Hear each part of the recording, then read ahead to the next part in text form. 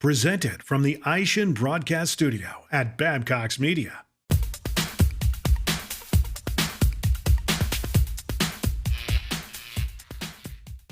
Hey, what's going on, everyone? Welcome to a new episode of Intellectual Horsepower. I'm Greg Jones for Engine Builder.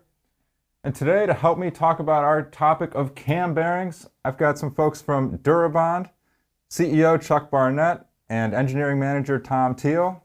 Guys, welcome. Thank you. As well as Michael Pietro of Michael's Racing Engines. Michael, thanks for being here as well. Yes, my pleasure. Yep. How's everyone doing? Good. Doing real good. Good. Yep. We ready to talk a little about cam bearings here? Yes. Yes. All right. Yes. Well, before we dive into that topic, I want to get a little bit of background information about what you guys do. Mike, I'm going to start with you. Mm-hmm. Tell the folks a little bit about how long you've been in the industry and what you guys do at Michael's Racing Engines. I've been doing this for 47 years now. We've got a pretty complete shop, and we do everything from basic hot rod motors, street restoration, race motors, things like that. Yeah. And we still do service station work of cylinder head things and things like that. Okay. Yeah. Very good. But yeah, you guys do pretty much everything in shop. You're not Pretty not much sending everything in anything out? shop. Mm-hmm. Excellent. Yeah. Excellent. Yeah. All right. And Chuck, you don't need much of an introduction. You've been in this industry a long time, and Dura-Bond is a well-known name. But for any folks that maybe don't know too much about what you guys do, just give us a quick overview of Dura-Bond. Well, Dura-Bond's been in business for 77 years.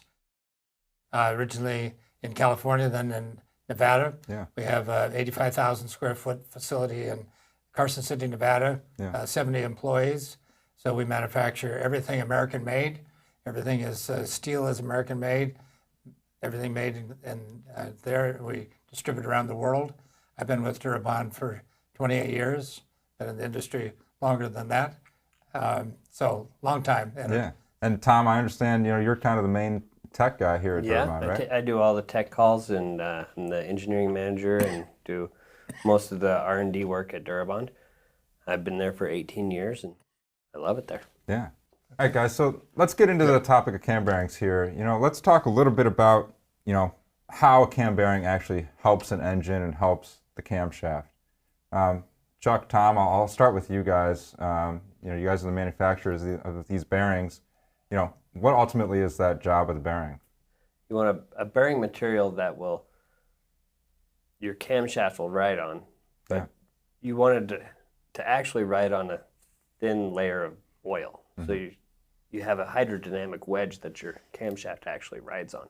And the bearing material you want fairly malleable, so any kind of impurities will get embedded into that and not score your shaft. Right, right. And there's not like a scenario where you wouldn't run a cam bearing, is there? They're actually on the 6.7 or the 5.9 diesels, the Cummins diesels. They actually rode on the cast iron blocks. Okay. But on the newer Cummins, they have gone to the bearings. Yeah. So for 99.9% of stuff out there, you got to be using a cam bearing to help that. Yeah, help that cam. Unless you have an overhead cam, which then it rides on Sure. the cam towers. Sure.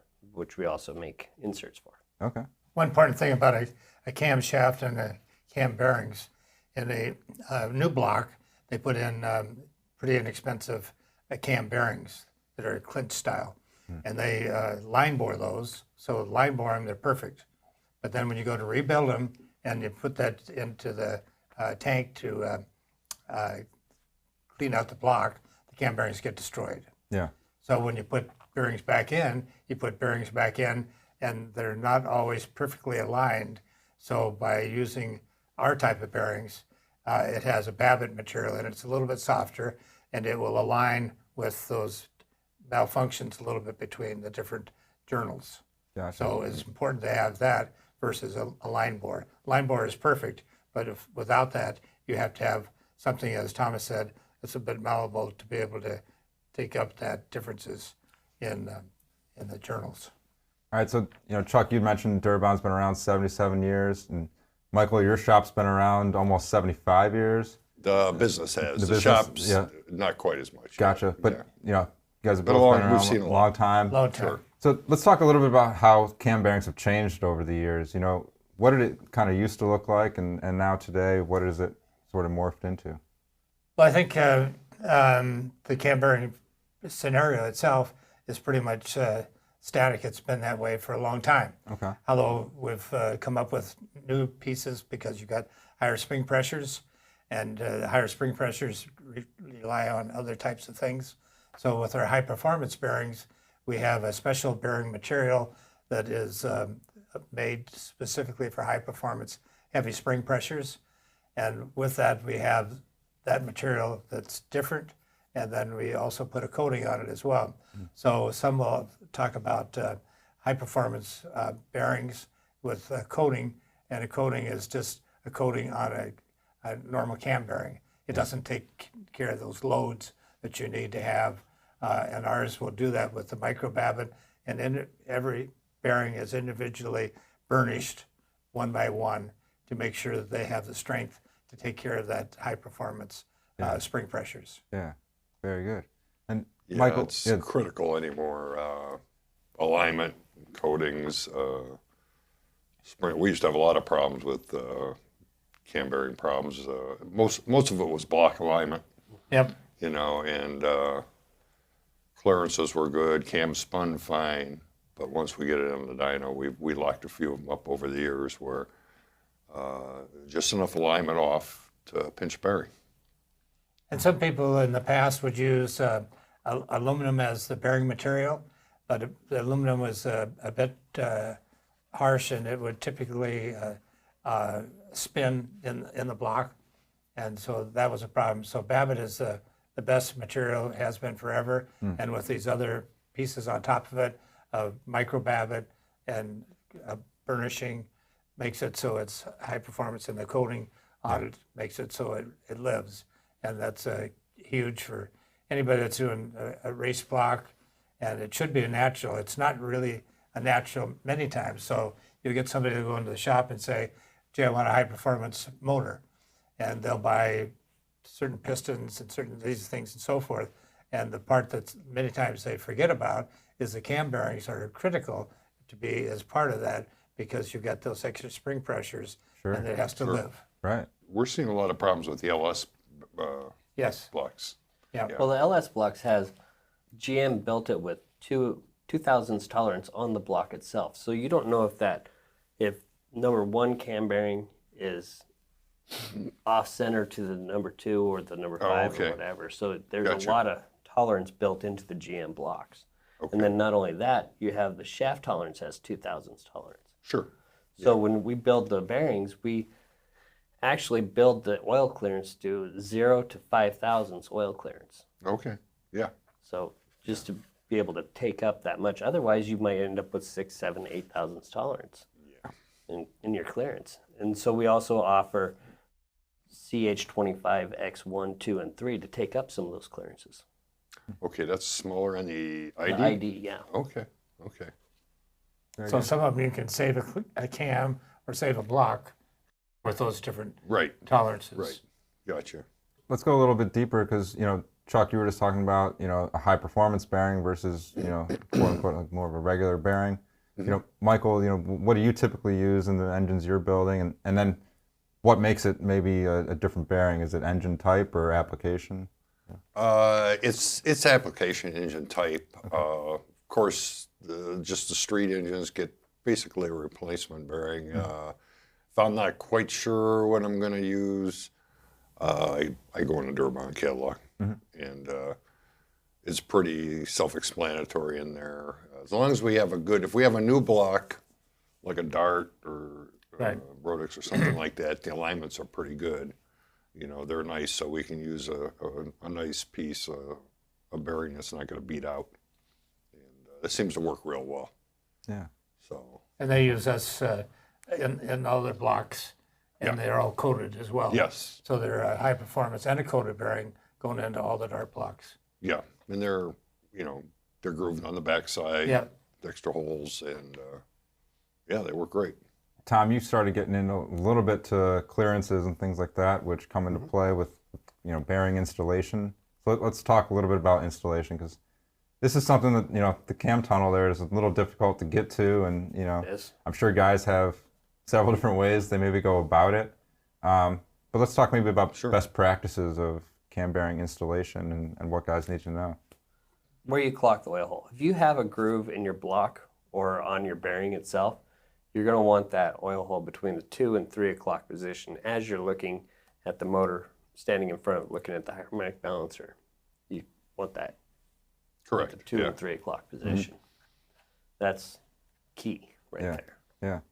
And then how about, which bearings get installed, where and what order? Does that any of that matter, or is that a Probably a preference? question for Mike. We usually start at 5 and work forward. We still use a solid puck to install. We do have the expandable style, but I like the solid one myself. I've been looking at a few of the hydraulic ones, but I haven't purchased that yet. Yeah. So, Yeah. do you have any feedback on? Not really, no. Okay. We need to figure out a new thing for this, especially the LS, because the expandable one, you have to expand it too far. Yeah. The solid ones work. That's what we've always used. We have an expandable one for something that's different. Yeah. But you can tell as soon as you go to tap that thing in, you square up that bearing. First couple hits, you know if you're good or bad. Yeah. Right. Yeah. Very good. So, All right. Chuck, Tom, you guys both mentioned, the oil hole alignment being a big thing. Are there any other issues or just like things that guys might commonly get wrong in terms of installation of bearings? Or, when they're calling you, are there things that they're... One of the important Having things, as struggled with. Thomas mentioned, is you want to get that hydrodynamic wedge, which lifts it up, and you can. Well, Speak about that's that. why you want the hole at the 3 o'clock position. So as the cam turns around, it'll build that hydrodynamic wedge that your cam will actually ride on. Right. And that's what's important. So if you have it at the 7 or 8 o'clock position, all that, it doesn't have that wedge to ride on, it'll just flow out. So you want to avoid the 7 to 8 o'clock position, avoid it at all costs. Yeah. right. And so what ends up happening if they do have that installed in the wrong spot? Obviously you just mentioned the oil's not going to be there, but how quickly does that wear out, and what could happen? Basically, you'll be metal to metal contact, and Yeah. that's never what you want. Right. So it'll go out within Oh yeah. 100 miles. Or not before Yeah. that. Knock a bearing out right away. Yeah. Yeah. And have you seen Oh yeah. that happen? Oh yeah. And what are kind of the residual effects? There'll be times where it'll actually wear in hard and hard to get a cam back out. Things like that. Yeah. Yeah. Okay. Yeah. It's pretty critical. You have the oil hole in the right spot. Right. Yeah. All right. So that's definitely a big issue there. Yes. So guys need to make sure that they're installing that correctly. Again, you mentioned clearances and tolerances. Michael, maybe you can speak to, As far as oil clearances on. like what you guys set with the cam bearing in mind. Yeah, most of them that we've checked, we usually we don't always check them. It's like we start checking usually when we have a problem. And then it's like, damn, we better start checking these again. They're in like 2.7 to 3.8 area as far as oil clearance goes. Very good. Between 2 and 3 is where it's like the perfect fit. Okay. And is that kind of across engines and applications, or does it change? Yeah. Okay. I mean, with the tolerance stack-ups that you have with the OEs, it's hard to get that. So we do have a range from, like I said, with the LS, from 0 to 5 thousandths, but you don't want to ever be over that. Now, something we didn't quite touch on yet is maybe the cam tunnel, the cam bore itself. Are there some things that folks like Michael and other builders need to be paying attention to, prior to installing that bearing in there? Well, yeah, anytime you have a block that is just cleaned, you want to make sure that that housing bore is cleaned thoroughly and there's no burrs or scrapes on it or anything, because anything that's on that bore will transfer through our bearing into the ID. So you'll have a pin sticking out, basically, that your cam could get scored on. Right. Yeah. So you got to make sure that's machined out well and cleaned up nice. Yes. Gotcha. Anything else that? Well, when you're putting your cam bearings in, try to use the cone as much as possible, because that'll get you a straight shot into the into the bore. Yeah. No wiggle or kick side to side. Very good. Michael, anything to add there? Yeah, we ball hone all our housings, Okay. our cam tunnels, before they get in for vinyl cleaning and stuff. If it's real sharp edges, we'll take the edges and hit them with like a burr on die grinder, and that works well. Like I said, you can tell when you first little hit there that if you're square, and if you're not, you'll know it. Yeah. And do you do something as far as oiling before startup? As far as oiling on installation or startup of the engine, so Startup the engine, oh yeah, everything's primed well. Yeah. primed. Yeah. So you got to prime the engine with Yeah. oil before you Yep. kick it off. Yeah, have it all turn over. Yeah, Right. And definitely key. we oil our bearings ID, OD when we're installing them. Right. Generally, they all work good for quite a while, and then you get the one that fights you. So, Presented from the Aishin Broadcast Studio at Babcock's Media. Guys, let's talk about cam bearing life for a second here. You know, we're talking about installation. You know, Michael, how long do you typically see these cam bearings live in engines that you're building? generally, like on the race stuff, the coated bearings and such, we don't generally replace them. I mean, maybe after 3 or 4 years of Yeah, so you're hard talking use. multiple seasons. multiple seasons. Yeah. Okay. Yeah. So we don't see any. Chuck, Tom, anything to add there? Is that generally what you guys are seeing? Do you recommend? Yeah. So for the most part, Anything you different? have your high performance.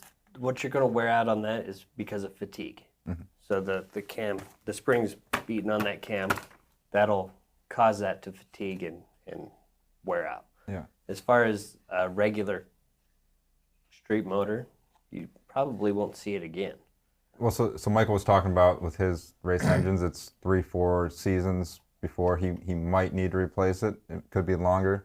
You know, is there generally a time frame that you guys advise people to be replacing bearings, or is it really just case by case? Case by case, and Yeah. if you have a motor torn down, pulled apart, I suggest changing them because you're already in there. Mm-hmm. But as far as going from standard performance to the high performance, we usually tell people around 400 open spring pressure, you want to jump up to that high performance to be able to have that fatigue strength. Yeah. Yeah. So one of the key things when you're a dealer or mechanic or whoever, they come in to buy all the things for a high performance engine, you should be selling them the red box. The red box is high performance. Okay. The blue box is a standard. So the red box should go with the new pistons, the special springs, special rocker arms, all that automatically should be a red box. But many times it doesn't go that way. They just push the blue box because that's what they're used to. But the red box should be complementary to the rest of the things that you're buying. Absolutely. Yeah. And Tom, like you just said, is it primarily the spring pressure that kind of dictates that, or are there other Pretty aspects of the much. valve train that? If you have the 400 open spring pressure, that's going to dictate everything. Because if you have 400 open spring pressure, you've probably got other upgraded parts in there anyway. So I would say that's where you want to go. Yeah. Some of the narrow bearings too take a hit quicker, Yeah, that's true. less surface area, and it's kind of like all cycle time. A lot of these guys don't race every weekend anymore, 4 or 5 times a year. So Yeah. yeah, but some of the narrow bearings we see, well, like the LS stuff. Yeah, the first design. Yep, the first. Yep. Yeah, so the first design LS was a narrower bearing, and then GM changed it over to a bigger housing and a wider, thicker shell. Okay. Yeah. So you got the LS and you got the Hemis. Those are the two hot ones going forward. Yeah, I was just going to ask if you guys got popular, bearing kits or just applications that you're seeing lately. We do, and we actually came out with the LS sheet parts guide, Okay. which has also everything that we make for the LS and also for the Hemi engines. Okay. Very cool. Those are available. And that's just on your website, or Yes, sir. if they ask for it, you can send it to them. Yes, sir. Yep. Awesome. And that's got every piece of info they need to know about it. Yep. Very cool. And so there's a quick picture of the historic. That's our building today, and our building in 1947 in Oh Palo wow, Alto, nice. California. Yeah, So quite a change. changed quite a bit. Quite Absolutely. a bit. Yep. Yeah, very good. So we have a number of brochures that are out that talk about the high performance bearings, race proven, time tested, and you have others that will imitate that, and that imitation doesn't work. You can't just put coating on a regular bearing and expect it to work. It doesn't work. Yeah. We talked a little bit about the red box versus the blue box, depending on your performance of your engine. Tom, you had mentioned having that oil hole in the right location. And Michael, you guys also mentioned just that constant, the engine running and performing, is eventually going to wear out Sure. the bearing a little bit after a number of seasons. What else could cause a bearing failure, or what else maybe you've seen? Alignment problems are Okay. one of the biggest, especially if, not so much today with the race stuff, because most everybody's buying a good block, Yeah. an aftermarket block. So, but years prior, when we were using factory blocks, they all had to be line board, cam tunnels line board, and Another one that's great blocks as well as the Blueprint engines. They do a great job with all new blocks, and they do a great job. So Dart does a great job, Blueprint does a great job. Lots of people do great jobs. Shops do a great job as well, and they're very seasoned in what they do and know the ins and outs. And do those folks already have cam bearings installed at all, or is that not how it necessarily comes? They do. Okay. And for Blueprint, we send them a bunch of bearings. They install them, and when they ship out the block, they are already installed. Okay. And most of those are full blocks, full engines. Gotcha. Yeah. So where you get a Dart block, you get a Dart block, and then you put then you put the bearings in, right? put the other things onto it. Yeah. But they're really quality, and there's lots of good quality ones out there for sure. Yeah. Sure. Absolutely. Absolutely. All right, guys. So let's talk kind of the future of bearings. Chuck, you kind of said from the start that that Babbitt material has kind of been the tried and true core of the cam bearing, and it hasn't changed a ton. You've added different materials to that and coatings, but what's kind of the next thing that you guys are looking at in terms of cam bearings? And Michael, maybe talk a little bit about if there's any differences in terms of what you're trying to do with engines and increased horsepower and bigger valve trains and things like that. Well, the high-end stuff with the real serious spring pressures, a lot of RPM and things like that, those all go with roller bearings. Yeah. But most of your other ones, we've had great success with the Dura-Bond, the coated performance bearing, and no problems whatsoever. Yeah. Excellent. Hopefully it'll stay that way. Yeah. Yeah. Yeah. I mean, it's for not your product, just our builds, Right. Yeah, it's just worked out well over a period of time, and Sure. and we don't really see that changing at the moment, because as long as the blocks are not well aligned, once you dip them and destroy the bearings, Yeah. you have to have something to be able to take those differences in the alignments. Anything in terms of maybe different materials that, I don't know if you guys are playing with, different R&D in terms of what might go into a bearing in the future, or not perfected, obviously. There's obviously always something you can be doing, but at the moment, is it doing the job well, and you guys are happy with where it's at? It's doing the job well, and we're happy with where it's at, but we're always looking for something new and innovative. Mm-hmm. If you don't go forward, you end up staying in the same place. Right. So we're always investigating other options. Now, the LS engines and your Hemis and things like that, are those all bored after install at the factory? Yes. They're all bored. Oh, okay. Yep. I wasn't aware of that. Yeah, all of them are bored. Yeah, And that's why you have that 2,000 tolerance Gotcha. from the factory. that's why we have issues at times. Yes. Yeah. Yes, gotcha. And typically, it's just economics, but if you take this is a transmission one, but if you take a look at an engine one, they use a Clint style bearing, Right. which is very inexpensive. And that's what you show here is a Clint style versus a full round. Okay. So the tolerances aren't the same. But if they're line boring them, it takes care of it. Doesn't matter. Doesn't matter. Right. But then after you get it as an aftermarket, everything matters. Everything. Because you got to have tight tolerances, you have to have forgiveness, you have to have all the right pieces to make that Gotcha. work in the aftermarket. Gotcha. Guys, I'll open it up to the three of you here. Is there anything else that we didn't quite touch on that you want to make sure to get across about cam bearings or about what you guys are doing at Dura-Bond? So we have a great team of people at Dura-Bond. Thomas is the guy, along with others on the phone. If you got technical things, questions, you can always reach him on there, and he can sort them out for you. Yeah. And lots of times people get things and they're confused and say, well, why did it fail? Well, I would suppose most of the time it fails is because you didn't get the holes lined up right, and it went metal to metal. And once it goes metal to metal, the show's over. Yeah, there's no going back. No. Yeah, like you said, maybe it goes 100 miles or something. Right. It's If not you're very long. lucky. Yeah, Yeah. yeah. And That's so they pretty said, quick. there's something wrong with your product. No, there's something wrong with the installation usually because you didn't get that hydraulic wedge underneath it for the cam to ride on.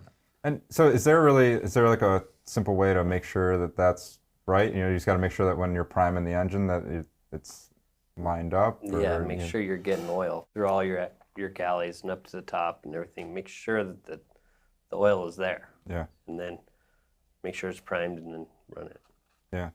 Very good. The other thing I do want to mention somewhere in this is that when you're building a motor for like racing and you know it's going to sit for 3 to 4 weeks at a time, it would be beneficial to get the high performance coated just because that coating will add that extra layer of lubricity on dry startups. Sure. So if it's sitting and the oil drains out of the upper side of the block, you'll have that extra protection. Yeah, that's a great point. Great point. Because Yeah. all these guys have off seasons and Absolutely. or periods of time where they're not Yeah, they're not running the engine. So that's a great point.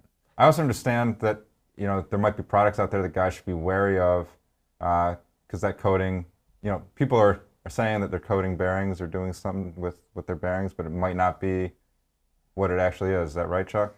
Yeah, that's right. And I put this a bit harshly, but it's probably as apropos as could be. So you've heard the saying, lipstick on a pig. Yeah. And so what ends up is people may misrepresent a high-performance bearing, and it's critical for those engines. You can't let those engines die or have a problem with them by something misrepresented. So the misrepresentation ends up to be putting a coating on a standard bearing, and that is not what it's designed to do. You have to have the certain materials underneath it. You have to have the roller burnishing to it. You have to have a whole series of things made into the product, and then the coating, special coating on top of it. That's what makes a high-performance bearing. That's what makes it going to stand up to the spring pressures. Yeah. So we don't want people to be fooled by misrepresentation that this is the same. It's not the same. It may be a lot cheaper, and somebody gets tempted to say, well, I'll buy the cheaper one, but usually you get what you pay for. Sure. And Right. is that kind of the tall tale sign that if it's too good to be true, like the deal on the price? It's the same thing. Otherwise, you got to install it and find out, right? Yeah. Right, and you don't want to blow up an engine Right. because of that. So Sure, beware Yeah. of that. So let's beware. So the other topic we talked about for a moment, as well as Dura-Bond has been in business, like you say, 77 years. Yeah. And we're trying to transition in our business and keep eyes open so we don't become a Kodak. And so some of the things we're doing now is we're transitioning into powertrain, and powertrain being engines, transmissions, drivetrain, and so forth. Yeah. And so the equipment we make is great for doing transmission bushings as well. So the transmission bushings have the same frailties as engines. And typically with them, they've made those with a clinch style bearing. Maybe they were line bored, maybe they weren't, but they don't have the same type of tolerances. We've been at this about 10 years in the powertrain side of things. And at this point, most everybody in the transmission business says, you're the bushings we want because you have the right tolerances to make this work. And so Excellent. with anything with, whether it be a camshaft or a transmission shaft, you have to have a good RA finish, and you have to have good tolerances at both ends to make sure it holds correctly. Yeah. And so this is a new market for us, and it's a new market for you folks at Babcock's as well, Yeah. powertrain, and it's an up-and-coming piece. Yeah, yeah, and you know, like you said, we're getting into it more, and you guys are getting into it more, and something tells me this won't be the only mention of bushings in some video work we do with you guys. Right. So that's awesome. Yep. So appreciate you talking about what's What's next? what else is out there with Dura-Bond. Yeah, that's Right. great. That's great. Guys, anything else that we're leaving out here at the moment? Oh, No, All right. I think we're very appreciative of all the people that buy the brand, bought it for years and years. Great brand, and we appreciate everybody that supports us, Yeah. and we support them. And the interesting thing about that is the most of the things we learn from builders, other Sure, people sure. that come up with ideas about this or that, and so we make different changes to it Yeah. based on their suggestions. Absolutely. Absolutely. Well, I think a lot of those things are good. Even if there is a problem, you guys need to know about it. That's right. So if there's an issue or you can't fix what you don't know is broke. That's right. Absolutely. Yeah. So anytime there's any comments, concerns, or questions, call me. I'm willing to listen, and I'll be there. Yeah. Cool. Great. Okay. Well, guys, with that, you know, again, appreciate you guys here at Dura-Bond coming in, and Michael, appreciate you and Michael's Racing Engines helping out in the cam bearing topic. And, you know, guys, as these guys just mentioned, make sure you're calling Tom, make sure you're calling Chuck, you know, bring those concerns or questions to these guys, or make sure you drop something down in the comments, and we'll pass that stuff on. But we appreciate you watching this episode of Intellectual Horsepower on cam bearings, and we hope to catch you guys in the next video. Thanks for watching. We'll see you next time.